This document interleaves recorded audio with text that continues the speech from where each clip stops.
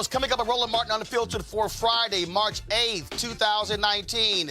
Breaking news. Jussie Smollett indicted 16 felony counts in Chicago as a result, filing false reporting of a hate crime. We'll break it down. Also, breaking news out of Atlanta in a federal courtroom.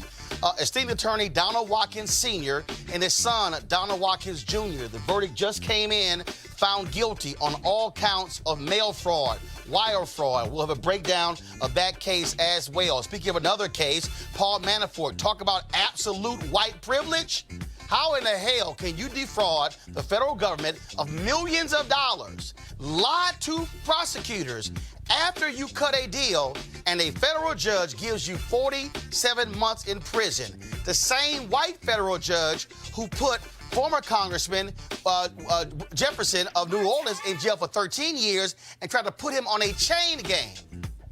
Yeah, we'll break down that white privilege. Also in the House, they passed a landmark voting rights and ethics and anti-corruption bill. But the question is, will Mitch McConnell take it up in the Senate? Black unemployment. Donald Trump loved talking about how he helps the blacks. So why has black unemployment gone up for the last 4 months? What we got to lose, Donald? Also, police crack down hard on the folks protesting the decision not to charge the cops who killed Stephon Clark in Sacramento. 84 people have been arrested, including several pastors. The protests have been taking place in City Hall, in white neighborhoods, all of that. Plus, folks, a powerful documentary series called Finding Justice. Co-founders of Black Lives Matter, Patrisse Cullors, who is featured in this series, will join us live. Folks, it's a jam-packed show. It's time to bring the funk on Roland Martin Unfiltered. Let's go. He's got it. Whatever the biz, he's on it. Whatever it is, he's got the scoop, the fact, the find. And when it breaks, he's right on time and it's rolling. Best believe he's knowing. Putting it down from sports to news to politics. With entertainment just for kicks, he's rolling. It's on go, y'all. It's Roland Martin, Rolling with Roland now. He's funky, he's fresh, he's real, the best, you know he's Roland Martin now.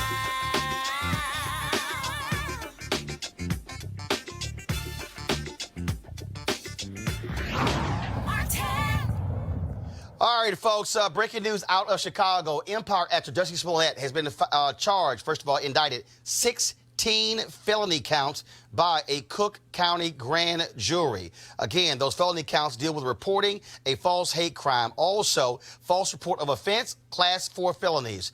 They say Jussie Smollett knew that at the time there was no reasonable ground for believing that such offenses had been committed, according to the indictment. Also, keep in mind that he also was lying to Chicago police when they kept doing the various interviews. Smollett has consistently said that he is innocent, that he did not actually make this up. Remember, this now just coming down out of Chicago, 16 felony counts against Jussie Smollett. I want to go right now to Scott Bolden, one of the attorneys here often on our show. Scott, first of all, from a legal standpoint, you keep saying I'm not guilty, I'm not guilty. 16 felony counts? It's a different conversation. Well, it's an indictment, and it is serious, but he was indicted for literally every fact that he told the police that was a lie.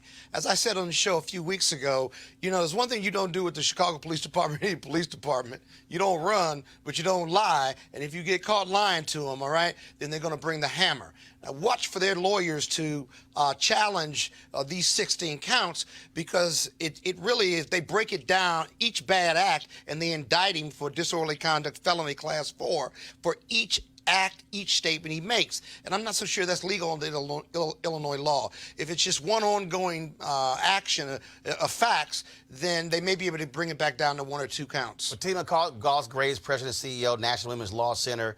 What you also have here is a black DA, a black female DA. Now, also what happened in the past, folks like, oh, racist police department, white prosecutor. Kind of hard to do that when the superintendent of the police department is black and the DA is black. I have a lot of respect for Kim Foxx, the DA in Chicago, but I do have a bit of a concern here with a rise in hate crimes. The speed in which you have seen action on Jussie Smollett has been dramatic when you compare to the typical response to hate crimes, to homophobia, to misogyny, to the sorts of things that are actually terrifying a lot of communities. But don't you think this is different, though? I mean, look at what Jussie did. Jussie created this criminal narrative. He hired people. He lied to the police. He's a high-profile actor. This was covered nationally, internationally, and the police put a lot of resources on it for all of those reasons, right? And as it turns out, the people he hired flipped on him, and they used the same information against him that he was trying to use against them. I'd say the resources, I'd say the criminal intent, and I would say that Smollett and what he did to put all of us behind this kind of race and homophobia piece, the damage he did, is more than worth those indictments. The question is, can those indictments last? Well, Fatima, here's the other deal. The reality is this here. If any case involving an actor, okay, this is a high-profile person.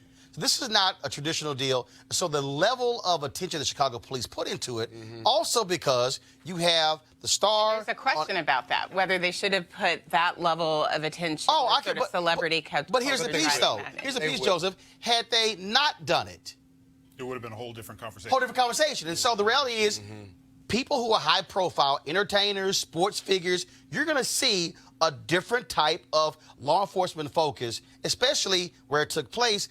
He lives in the Gold Coast, okay? This did not happen in Bronzeville.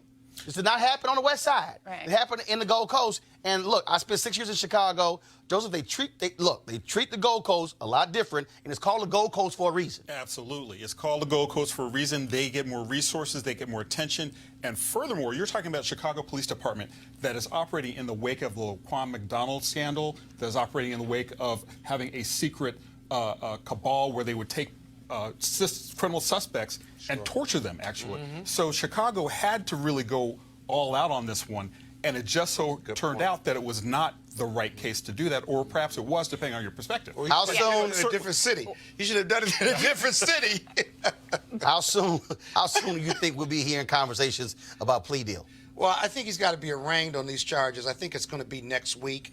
There'll certainly be motions filed because of the way they charge this. By the way, Roland, I don't care whether you're black, white, yellow, brown as a prosecutor. The argument that it's overcharged is one thing, but it certainly is an undercharge. But it doesn't matter who the prosecutor is. Got it. This was going to get done.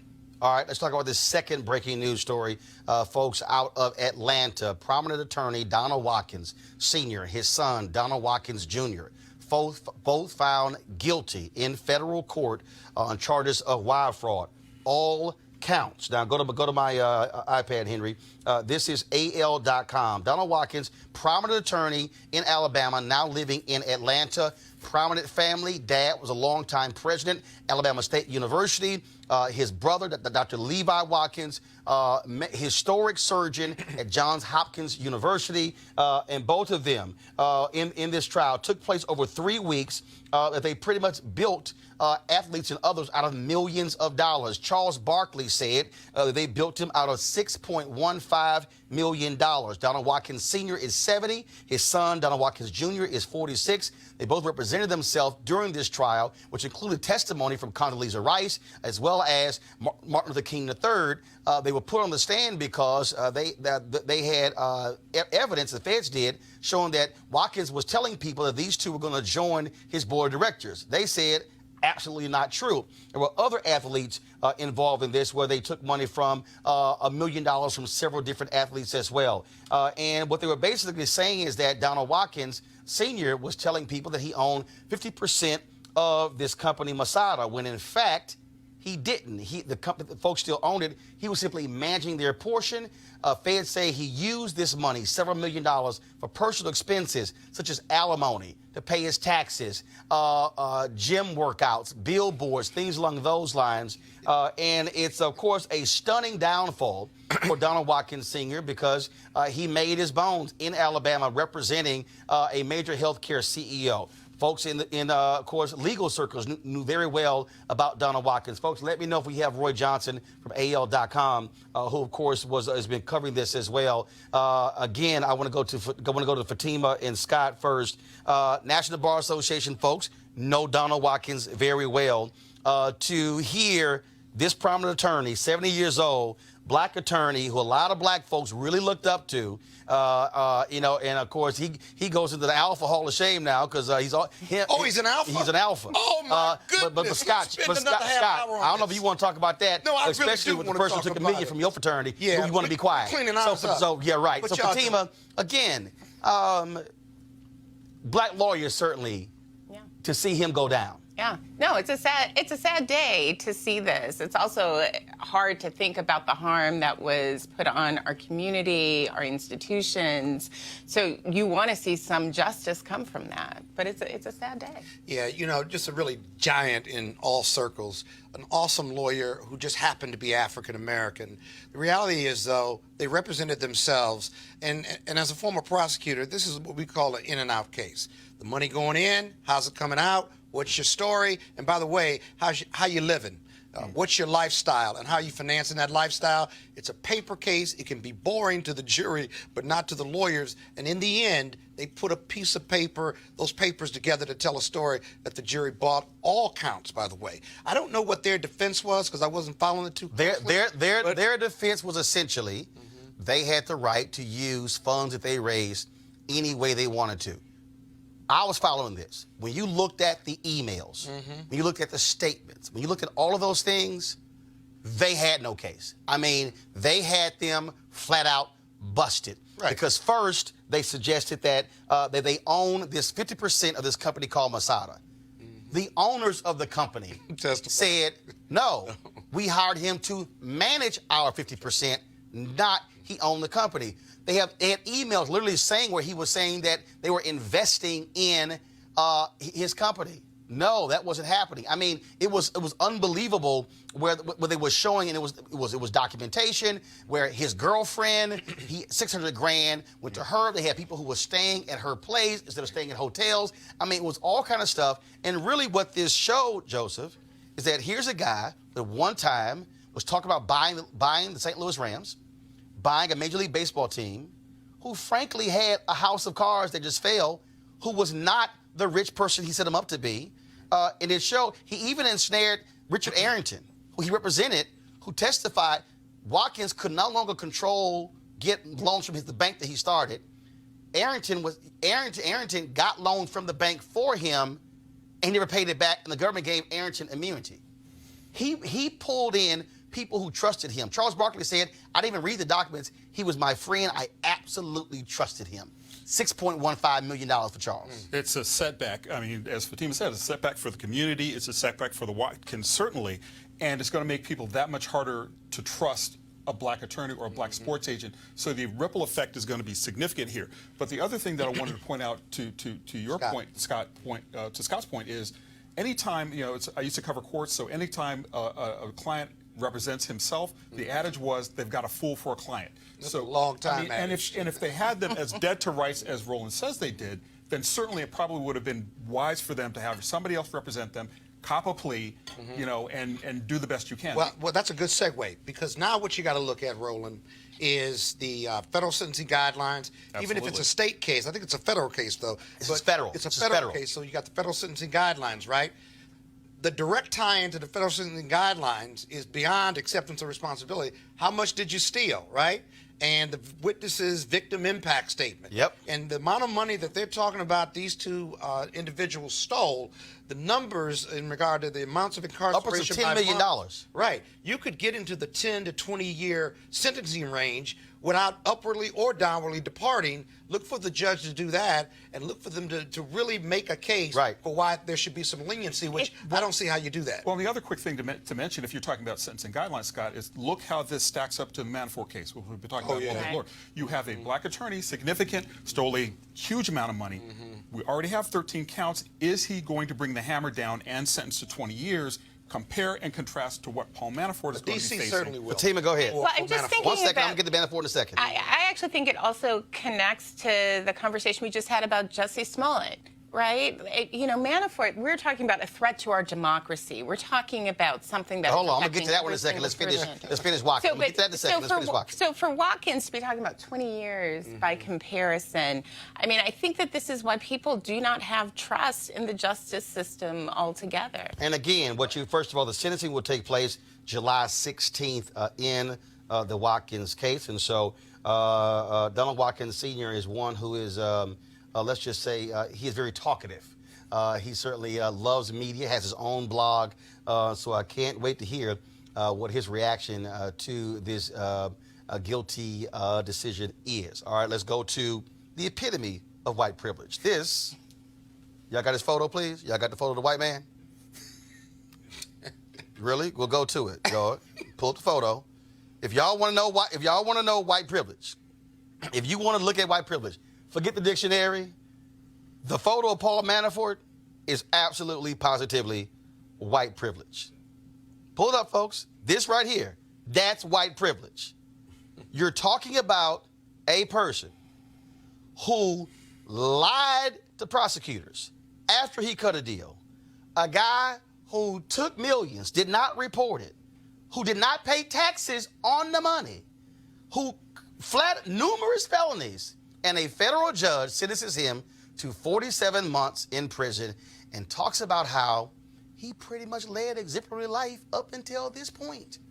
U.S. District Judge T.S. Ellis III, okay? Talk about departing. He could have faced up to 24 years in prison. Ellis said, the hell with that, dropped it to 47 months.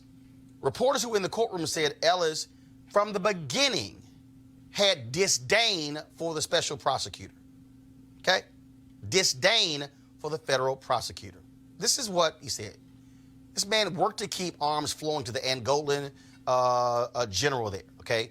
Everybody who knows Manafort, he represented numerous dictators all across the globe.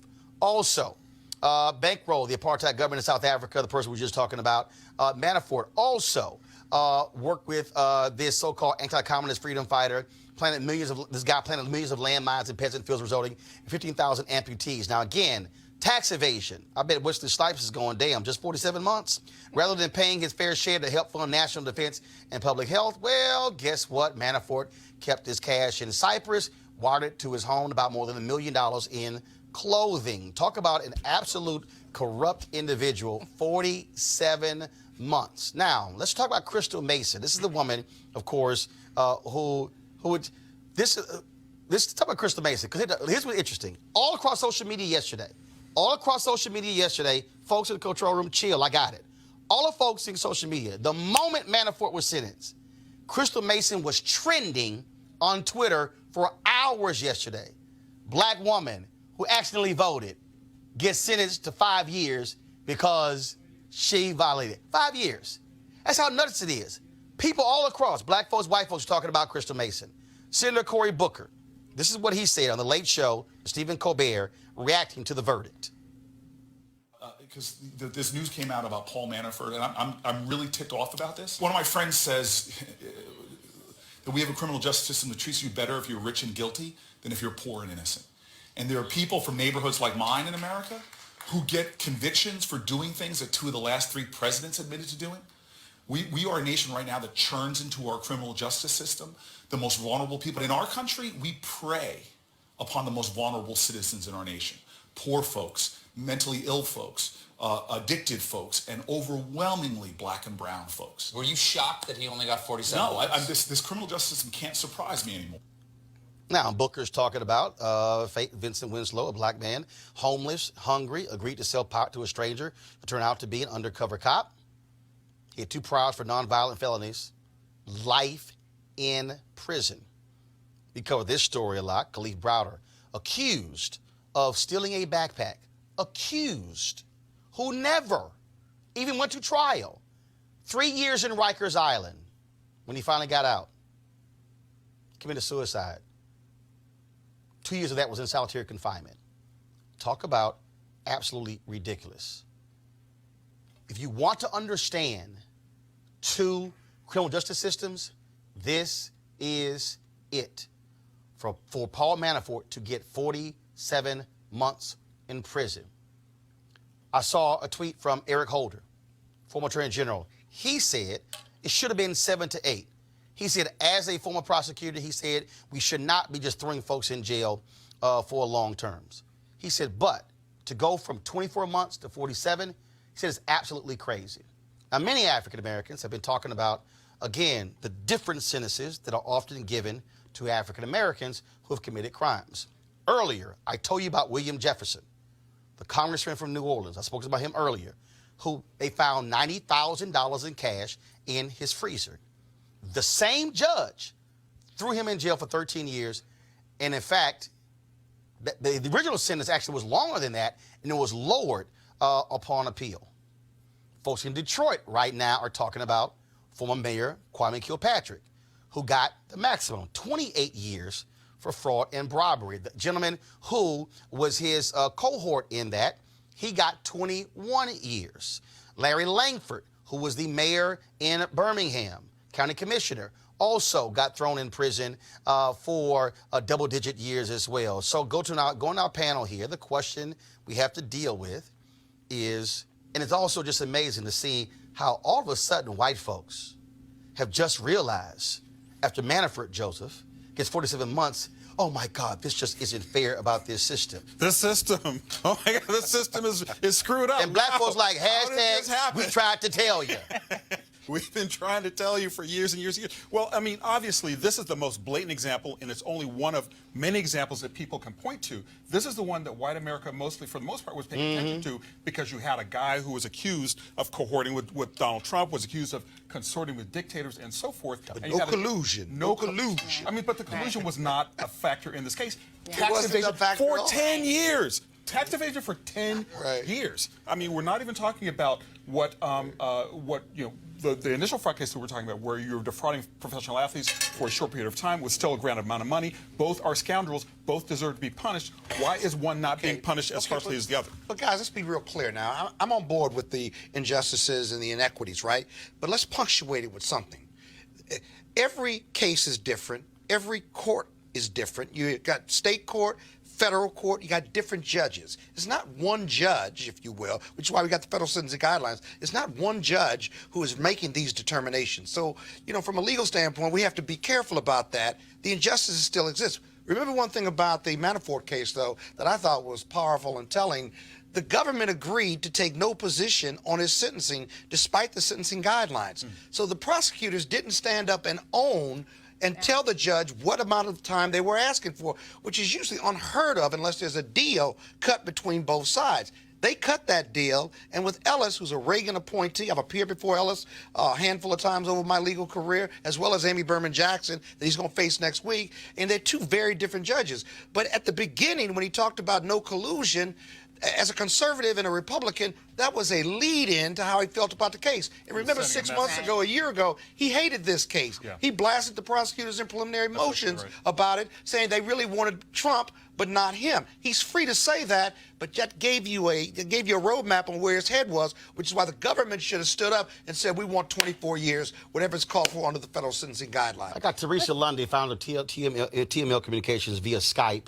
And so let me bring in Teresa. Teresa, again, when you look at this social media reaction, black folks are saying, we tried to tell you. We knew there was this different system.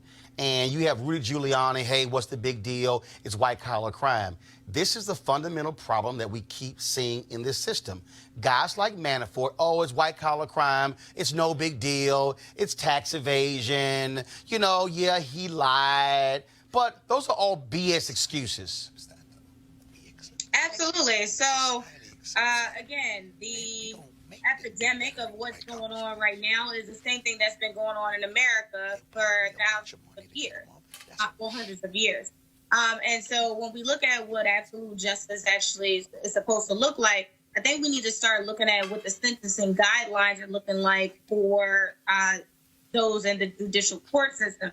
Because if we take a look at what some of those guidelines are, and if we started to reform and to amend some of those changes, then I think we would start to expand our reach as what it looks like for some of those best practice sentencing for white collar or criminal proceedings. Go ahead, Fatima. Well, I'm still struck by the fact that Crystal Manning is not a threat to our democracy. What she did by accidentally voting and not understanding that she wasn't supposed to vote does not jeopardize our country in that way. And the fact that at the same time we can compare these two sentences, I agree that, but judges have a lot of discretion.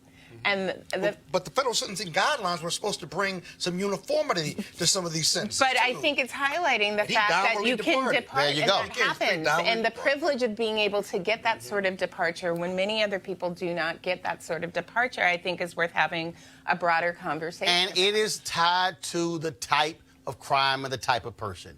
To hear this judge, well, the kind of life that you lived before, essentially, you're not a bad guy. You pretty much lived a really, really, really good life. And I'm sitting there going, okay, I can show you some black folks who never got. No, 1 second. Wait, hold up, I'm not done. This is also, hold up, I'm not done. This is also a guy who walked in, who showed no remorse, who essentially said, I'm the damn victim. I mean, normally when you get in sentenced, they tell you, and look, you need to go in, you need to show some remorse, you need to go ahead. Now look, don't go in there cocky, arrogant. know that. The judge, I'm sorry, I apologize, what happened, I hurt the people. He walked in, that's bullshit. Look, damn it, I'm the victim. I don't know why in the hell I'm here. Talk about, Teresa, the height of arrogance. Absolutely. And actually what you were describing is participatory defense. So with criminal defense, participatory defense is pretty much that, as in the defense attorney will bring a slew of materials about who that person is. So when it comes to the judge, they start to actually see who that person is as in their character, and then they start to, render a verdict. These cats didn't waste their time. They did. They were like, look, I got a white man next to me. Judge, what up? And Judge like, you right, 47 months. He owed $25 million in black taxes, or he stole it, what have you. And hold up. And after million. cutting a deal Exactly. with the prosecutors, kept lying. When I was in D.C., but remember, at sentencing, the judge can take any and everything That's my into point. consideration. He's going to get sentenced in D.C. March 13th. But the fact that the guy you said who kept lying, so it's not like I lied before y'all busted me. I ain't gonna lie. I got busted and my ass kept lying. He was in it. And the judge found that he had lied. Judge Jackson found that he had lied. It wasn't an accusation. She made a finding in an order that he had lied. Well, which is... Must be nice to be white. I actually think that's going to come up next week. I guarantee. she's going I sure hope so. She's going to put the hurt on. I have One other quick point to make Is is... she going to hire in 10 years next week? The question isn't if she's going to do it. Is she going to do it consecutively or concurrently with this 4-year sentence? Which one do we want? consecutive. Well, we... Consecutively. Consecutively. Hold up, I ain't talking to Gotta bougie. remember- Which one we want, No, Joseph? Yes. You want Hold on. We want Bring another consecutive. I know. Listen, this is a real consideration. Given his age, if she runs it 10 years plus that 4, and by the way, on good behavior, he's going to get out in 2022, okay? His age becomes a factor. Is she giving him a life sentence or not? And that's a real factor of the federal sentencing guidelines. Well, guess what? Shouldn't have stole the money, shouldn't have lied.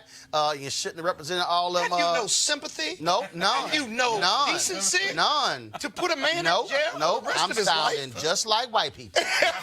Nope. None.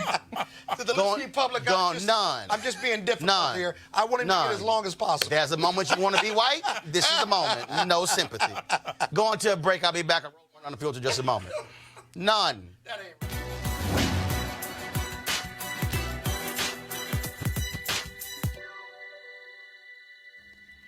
Everyone has a gift. You let it take you as far as it can. Basketball star Lynette Woodard.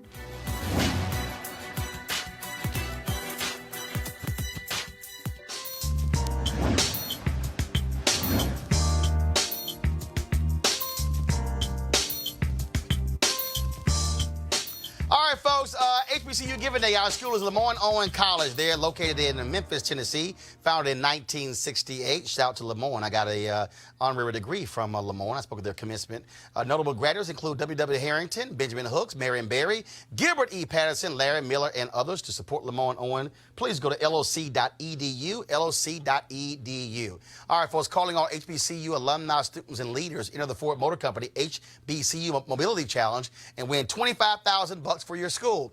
Building on their long-term support of HBCUs, Ford is looking to improve mobility in HBCU communities through innovative solutions. The winning program will receive a grant of up to $25,000 to implement the proposal. The deadline to apply is March 31st, 2019. Go to FGB.Life. That's FGB.Life for more info and to apply. Ford goes further in our community. All right, folks, let's talk politics here, and that is the House passed H.R. 1. That is a bill dealing with democracy reform, the first time in a very, very long time. What does it include? Automatic voter registration, nationwide early voting, public financing of elections, into congressional gerrymandering, and the release of Donald Trump's taxes. Now, Republicans in the Senate are already saying they're going to oppose this. Mitch McConnell says he's not even going to bring it up. Teresa, there's a reason Democrats wanted this to be the first bill that they pass in control of the House. It's full transparency. We already went through the first 4 years of not seeing Donald Trump tax returns. We went through 4 years of voter suppression in some states. And so as it comes up on the next term, if he's elected or if he's defeated, transparency is going to be at the utmost of the conversation that everybody's going to be talking about. And Maxine Waters will be delivering on her promise that she stated earlier. Joseph, when you look at this particular bill here, Republicans are already saying, oh, how dare we have, taxpayer finance congressional races. They're saying that you're taking powers away from the state. I saw one statement from a member of Congress who was from Tennessee, where their Secretary of State is already saying, absolutely, we're going to oppose this. And so now it's states' rights, states' rights, states' rights. We control voting. What are you doing? Well, it's an echo back to an earlier time where states' rights meant, was not even code word for, trying to restrict the vote from African Americans. And certainly in this case, it looks like the Republicans are fighting this so much because they're losing in the marketplace of ideas. I mean, basically, a lot of what they're proposing as a legislative body is not really that popular with the people, and the Democrats are outvoting. And certainly in the midterms election, you had a record turnout in Barack Obama's 2 years. Same thing. Hillary Clinton brought the vote but did not win. So they're seeing the handwriting on the wall. And if you're not certain that you're going to win the game, you try to rig the rules. And also, Fatima, look, here's the thing that you have to also look at. So someone sent me earlier, they said, I don't understand why the Voting Rights Act wasn't in this. Here's why I think so. I think it wasn't in here because by separating the two, okay, Republicans could easily say, you know what, okay, I'm cool with these two, but I don't like these three. So Congresswoman Terry Sills introduced H.R. 4. And I think by separating with the VRA, you're going to force Republicans to be on the record, am I going to vote specifically against fixing the VRA? When they had the news conference announcing it, it passed 98-0 in the Senate. George W. Bush was president, signed it into law. I think Democrats wouldn't be able to compare, okay, here are all these Republicans who were here, who voted for it, who now oppose it. So I think that's why they separated those two. They're each also worthy of their own separate and deep conversation. What's happening with our democracy right now is core and it's fundamental. And when we talk about the states complaining that they don't have the power is going back to the people to be able to vote and see the type of people who represent them. And we've seen with this new Congress what it can look like when you have a more diverse Congress, when you have the largest number of women in history, and we have the largest number of black women serving in history. It's International Women's Day, so I feel like it should bring. I understand. I got you. I saw you work that thing in. but Teresa, here again, McConnell is not going to bring it up, and I think what you have here are Democrats knowing that, and what they're doing is they're setting the stage to be able to run ads during the election in 2020, saying they voted against automatic voter registration, they voted against this, they voted against this, and that's what they're setting up. good, and they should be setting those type of platforms up and those type of messages up immediately. Because again, the base is still trying to figure out, and I'm talking about some of the millennial bases and some of the young professional bases are trying to figure out what to do next and who to follow. And nobody's catching their attention right now. So it's really going to take, not only this bill, but a lot more engagement in order to really try to craft what that looks like and make it a power pack fit in order to get some of those voters out. All right, then, folks, let's go to our next story. Donald Trump, he's in Alabama signing folks' Bibles. He went down there to survey the wreckage that left 23 folks dead via tornadoes. Literally, people were asking him to sign their Bibles. But here's what you did not hear Donald Trump talk about when he left the White House. He wasn't touting today's job reports. Now, every month, the first Friday, you all of a sudden see Republicans out talking about all the jobs we created and how everything is great. You see people like conservative white guy Charlie Kirk talking about how Trump has helped all of the blacks. Look at the low black unemployment report. Except that today's jobs report showed 20,000 new jobs were created. Okay, yeah, 300,000 in January. Now, they love talking about black people and unemployment, but here's the issue, though. Black unemployment went up again. Black unemployment has actually gone up 4 times. November, December, January, and now February. So if you look at the chart, black and white unemployment from November 2018 to February 2019, you see it was 6% in November. Now it is 7% in February. So the question is, Fatima, are white Republicans going to be now talking about this? Because remember, it was all about, oh, how low it is, the lowest in history. It's us, it's us, it's us. Now it's up. Listen, they should be talking about it because an early indicator of what's going to happen for the rest of this country is what's happening with the black community. So as we're seeing a creep up with the unemployment rate for black men, black women not gaining jobs in the way that you would have wanted to see, if you are concerned about unemployment for everyone, you have to focus on what's happening with the black community.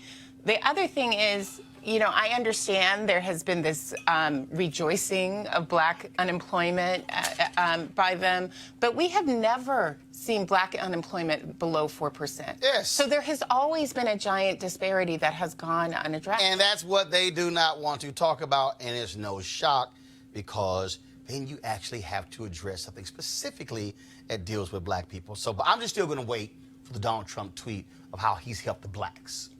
Okay, speaking of helping the blacks, will you hear Donald Trump talking about what happened to Stephon Clark in Sacramento? Hell no.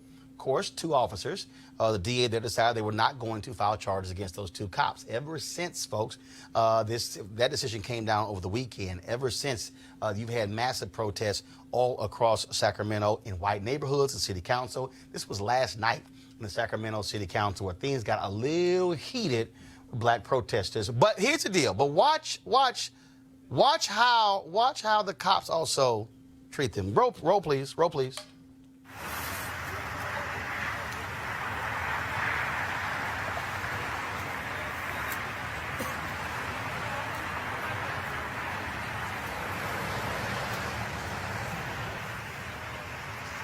Now, folks, this is, of course, video again showing a protest in a white neighborhood. And, folks are like, okay, you see how many cops are out there? That's a hell of a whole lot of cops for not really a lot of people. Now, check this out. Last night, of course, they were at the city council. Go to my iPad, please. This is the video here at the city council. Now, I want to show you something.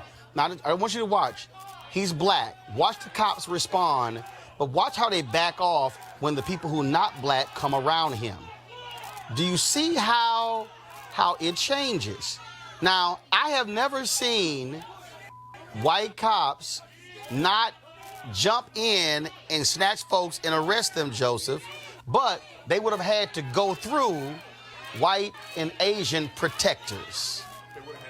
Not only that, but you saw the white woman jumped up on the podium. They snatched the black brother off, left her alone, and all their attention was on him and not her. I mean, it's emblematic of what we've seen across. One's a hell of a strategy, by the way. Well, absolutely. Yeah. I mean, it's really good. It's smart. It's allyship too. That's smart. Well, and also, in Sacramento, we've had these problems for years. I mean, it's nothing new. And, you know, to see that you have white people come in, it just creates such a stark image where they're going to go after the black people but leave the white people alone. Yeah. Also, I think it's an interesting strategy for them to go protest in white neighborhoods, shut down a Tony shopping mall, and try to bring this fight to their doorstep. Teresa, the protests continue. You have people who are again demanding justice. 84 folks have been arrested, pastors arrested. They even detained reporters as well. And so I've got emails from people, I've gotten tweets from people, and one person hit me on Instagram saying, you know, what do we do? And this is where, if you do not take this anger and channel this into voter mobilization and activation to elect a new DA, to elect new city leaders, this continues. Yeah, so the community organizers and those on the ground are really going to have a opportunity here in order to strengthen that community. As you said, people, yes, in that video, they looked irate, they looked passionate, but more so it looked like they just want to be heard. So I think, you know, outside in those communities, from the pastors, from some of the community leaders, the ones that got the camera phones in their hands, those are the ones that that probably 2 or 3 leaders that know most of those people need to really galvanize that base, because honestly, this can go into a step 2. This can also go into an unnecessary fall for another African-American male, and I don't want to see it like that, nor should it get like that if we all start to look at our current resources, look at our leaders that's on the grassroots level, and say, listen, you need to step up, you need to speak out, and it needs to be louder now more than ever. We have seen, of course, stories like this, where when you talk about the issue of protests and police shootings, and that, along with the other story we talked about, the issue of voting, with the subject of a BET documentary that looks at voter suppression, but also stand your ground laws and how they impact black folks. The series focuses on, again, the people who are on the ground making it happen. That is activists, community leaders, you name it, folks who are stepping up. And so there are many folks who have been talking about this new BET docuseries, Finding Justice. Take a look.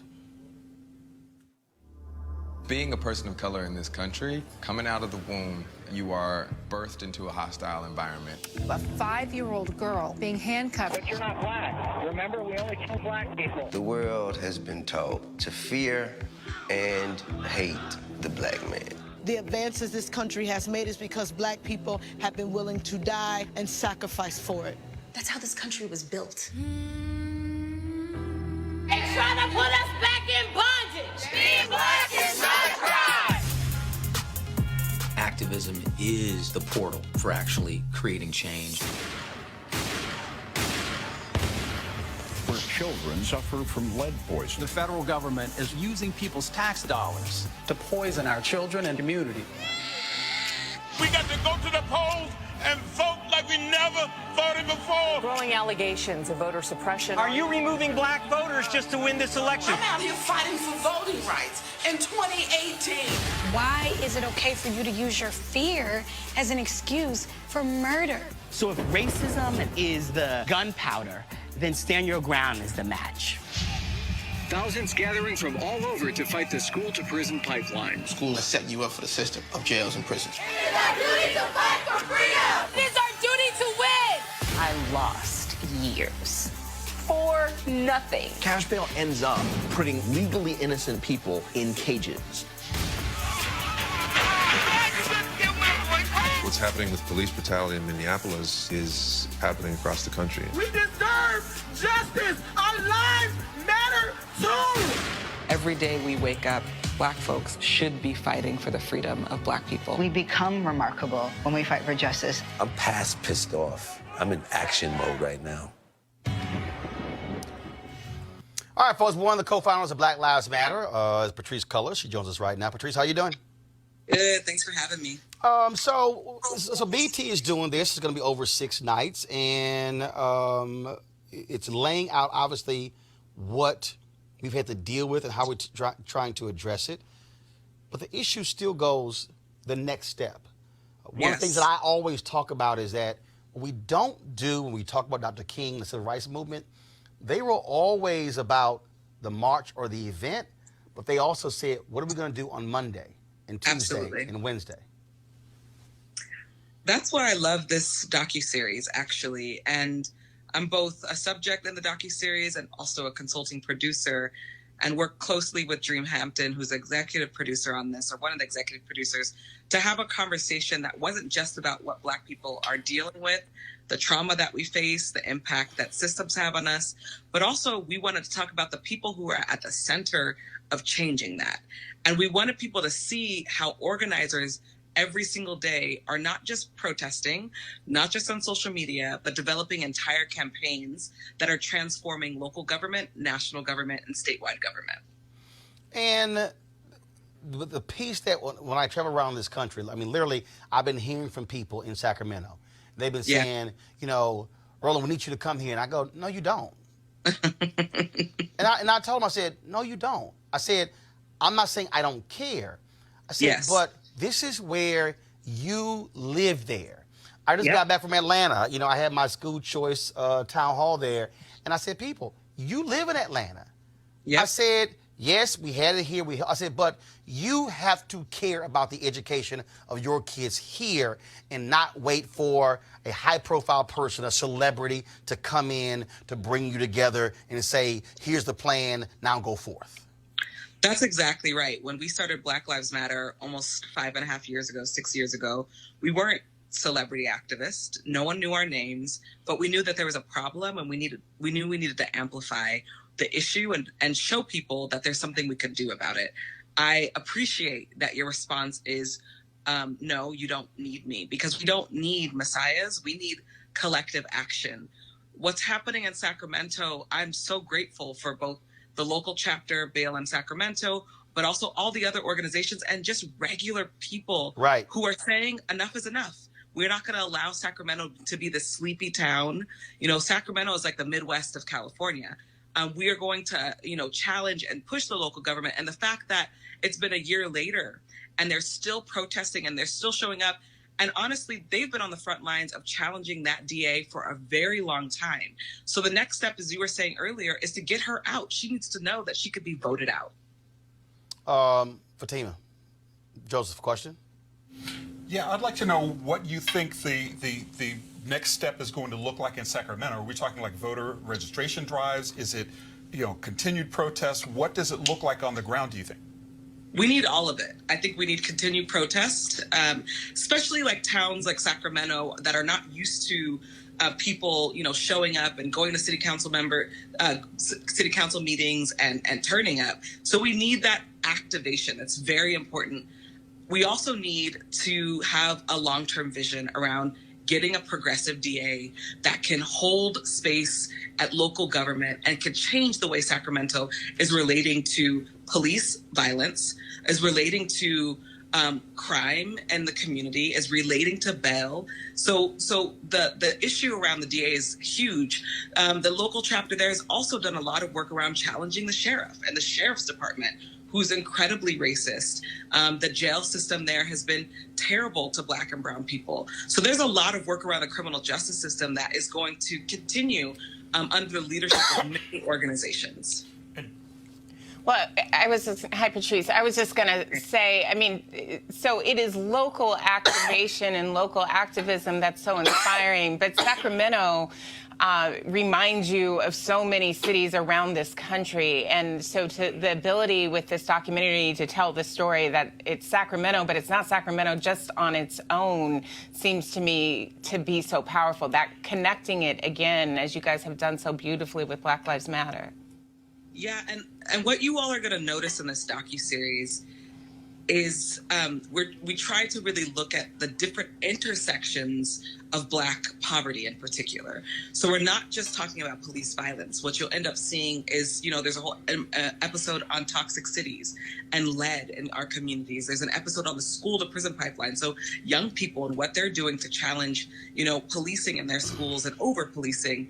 So you get to see the full gamut of Black life. And you also get to, we rarely highlight the power players that are organizers in real time. It takes, a documentary 20, 30 years from now to tell that story. We get to see the people who are mostly Black women, to be honest with you, who are showing up every single day and changing the material conditions for Black people. All right, so we know this is going to premiere Sunday. What time Sunday?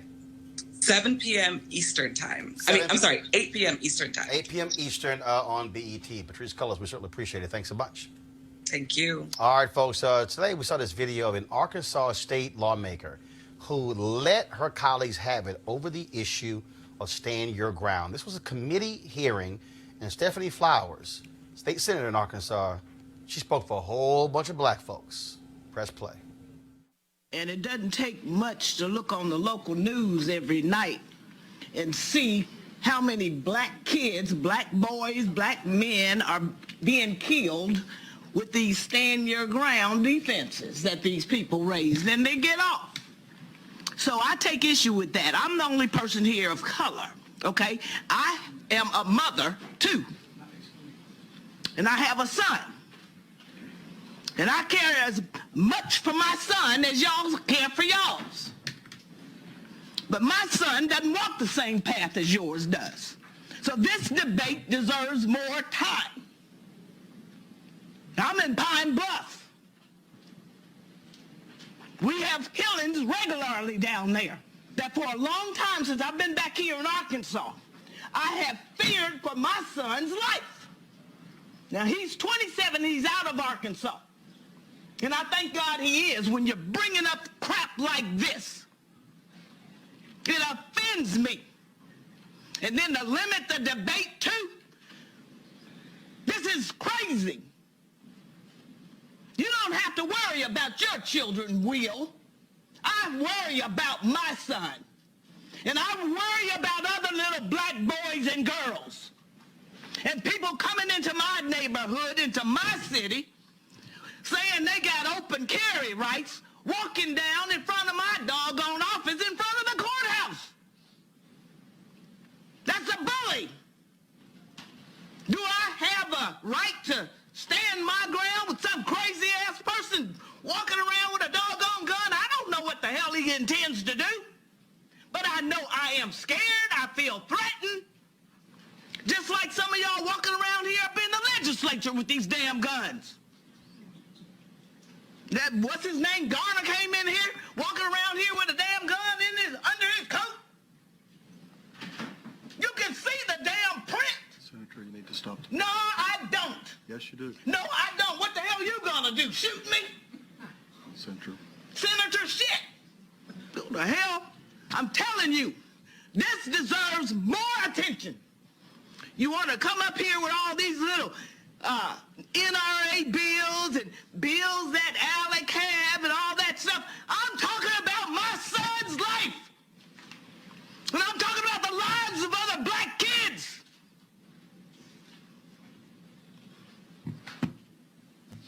Do what the hell you want to do. Go ahead, but you can't silence me.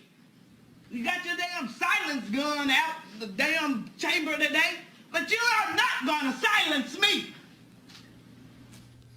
That's a Black woman, Fatima. Look, this is what it looks like when Black women are sick and tired of being sick and tired. And like when he told her to calm down.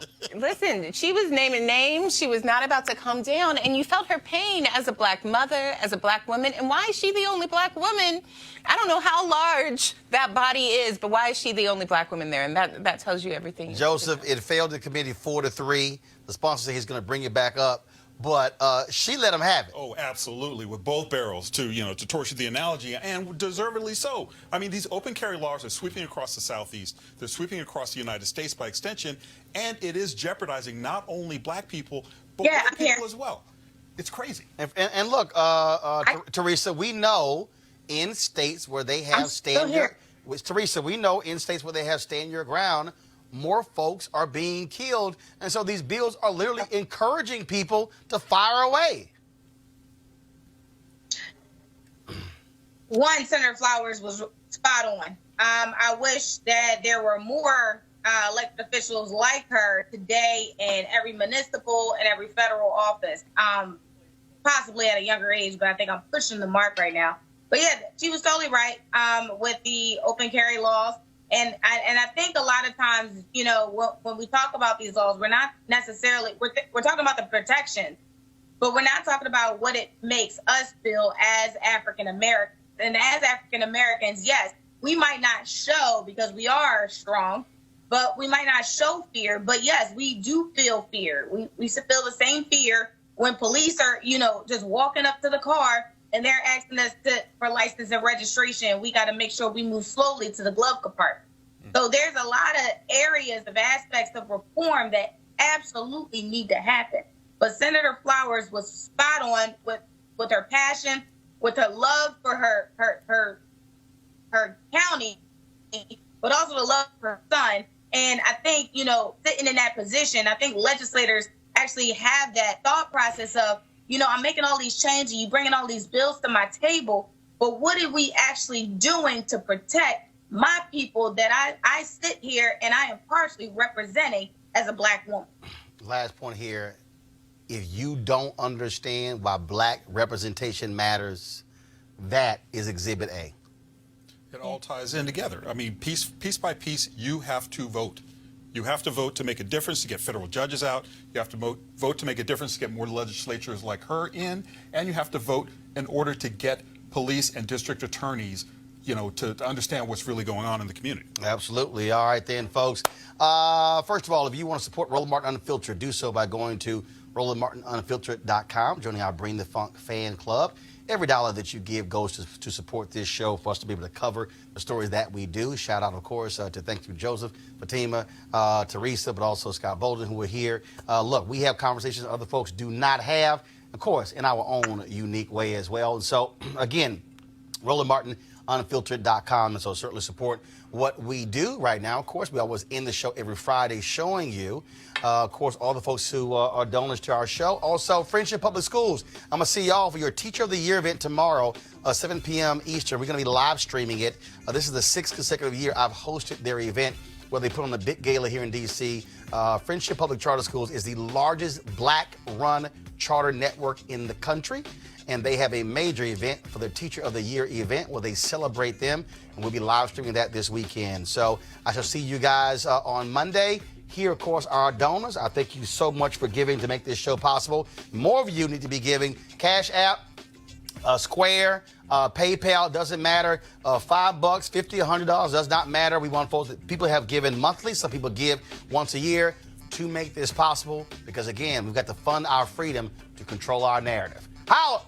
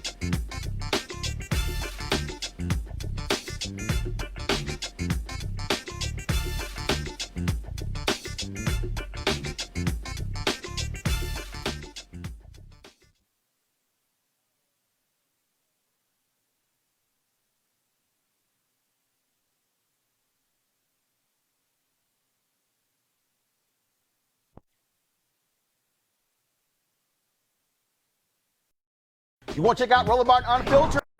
YouTube.com/Roland S. Martin. And subscribe to our YouTube channel. There's only one daily digital show out here that keeps it black and keep it real. It's Roland Martin Unfiltered. See that name right there? Roland Martin Unfiltered. Like, share, and subscribe to our YouTube channel. That's YouTube.com/Roland S. Martin. And don't forget to turn on your notifications so when we go live, you'll know it. You want to support Roland Martin Unfiltered? Be sure to join our Bring the Funk fan club. Every dollar that you give to us supports our daily digital show. There's only one daily digital show out here that keeps it black and keep it real. It's Roland Martin Unfiltered. Support the Roland Martin Unfiltered daily digital show by going to RolandMartinUnfiltered.com. Our goal is to get 20,000 of our fans contributing $50 each for the whole year. You can make this possible. RolandMartinUnfiltered.com. Hey fam, want to check out Roland Martin Unfiltered, the blackest show on all of digital, cable, and broadcast. Check out our audio podcast. There's only one daily digital show out here that keeps it black and keep it real. It's Roland Martin Unfiltered. Press play.